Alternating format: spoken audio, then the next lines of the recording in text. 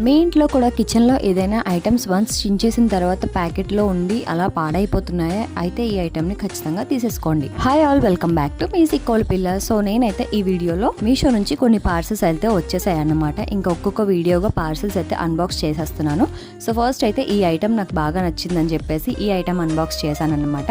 అంటే ఇదివరకు ఆల్రెడీ నేను ఓపెన్ చేసి 1 వీక్ యూజ్ చేసి మీకు చెప్తున్నాను, రివ్యూ చెప్తున్నాను అన్నమాట.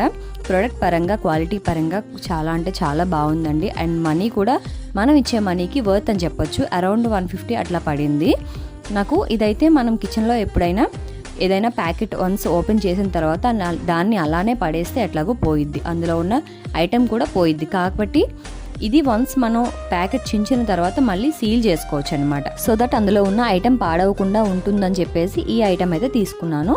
చాలా అంటే చాలా బాగుందండి. ఇన్ కేస్ మీకు కూడా యూజ్ ఉన్నట్లయితే మాత్రం ఖచ్చితంగా తీసుకోండి. ఎవ్రీ కిచెన్లో మస్ట్ యూజ్ అనమాట. వీడియో వస్తే లైక్ చేయండి. అండ్ కొత్తగా చూస్తున్నట్లయితే do follow for more Srikakulam vlogs.